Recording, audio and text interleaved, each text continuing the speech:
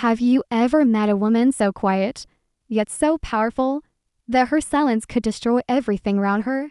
This is Emma's story, and it all began in a home filled with laughter, love, and for noisy, beautiful children. Emma and her husband, Quaim, were everyone's favorite couple. They were that pair neighbors admired.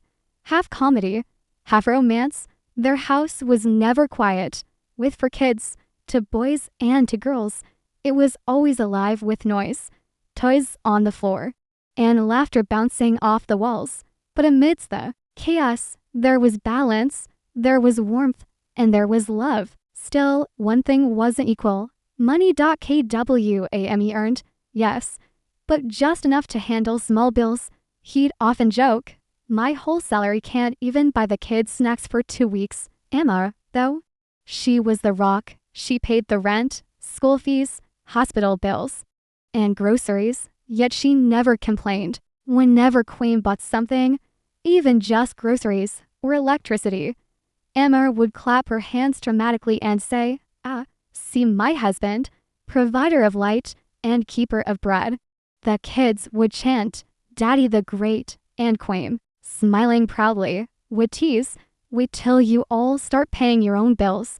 That was love, a simple, happy, humble love. But one morning, everything changed. It was a Saturday. The sun was bright, pancakes were sizzling, and Emma was humming softly as she whisked eggs. Quaim sat behind his newspaper, uncharacteristically quiet. He cleared his throat once. Then again, the sound every wife knows. "Something is coming, Emma," he started. "Yes, my love," she said, still whisking.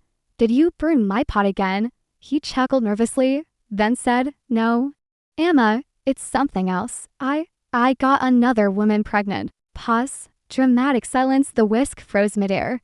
Emma turned slowly. "What did you just say?" Quaim couldn't look her in the eye. "Yes, she's pregnant. I have to take responsibility." The air left the room. 10 years of love and sacrifice flashed before Emma's eyes. For children, countless sleepless nights, every meal she cooked, every bill she paid. Now this. But she didn't shout. She didn't cry. She simply stood still. Her calmness terrified him. He mumbled, "Please, Emma, I didn't mean for this to happen. I still love you. I can't abandon her. Our culture loves it." Emma whispered, "So, after all we've built, your solution is to bring her here, to make me share you?" Quaim nodded awkwardly. "It's culture. You'll always be my first wife." Emma smiled faintly. A smile that wasn't really a smile. That night, she didn't say another word. 2 days later, Emma shocked him. She said, calmly, "If you believe this is right, Quaim, go ahead. I'll accept my fate." Quaim hugged her tightly. "You're the best wife any man could ask for." And just like that, preparations began for his second marriage. Her name was Fur, quiet, young, sweet. Emma paid for everything. The drinks, the fabric, even the decorations. On the wedding day, Emma danced the most. She smiled the widest. People whispered, "What a strong woman." But behind that smile, Emma was already planning. Weeks passed. Emma remained calm, cooking, cleaning, helping with homework, like nothing had happened. Then one morning, she smiled at Quaim and said softly, "My love, you've worked so hard for this family. I think you deserve some rest." Quaim blinked. "Rest? What do you mean? I've planned a honeymoon for you and Fur." Emma said, "A full month? In the Maldives?" Quaim nearly dropped his tea. "The Maldives, abroad." Emma laughed. "You deserve it." He couldn't believe it. His wife, the woman he betrayed, was paying for his honeymoon. Fua cried tears of joy. "Oh, my husband, you're too good to me." Neither of them knew that Emma had quietly sold a small piece of land she owned to pay for the entire trip. Quaim bragged to his friends, "See, my wives love each other. I'm blessed." They cheered, calling him Chief Quaim the Wise. Emma just smiled and waved as they drove off. "Enjoy yourselves," she said softly. "Don't worry about a thing." Once they were gone, Emma moved quickly. She sold everything, the furniture, the TV, the jewelry, even Quaim's car. After all, she had bought it all.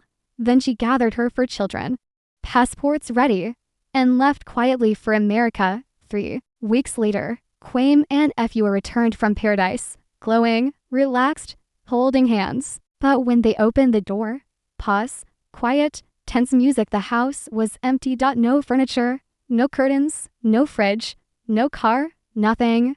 Only a note on the floor that read, "Thank you for the freedom. Quame, I've taken my piece. And the children, take care." The landlord appeared, grinning. Chief Quame, welcome back. Your wife said to remind you, rent expires next week.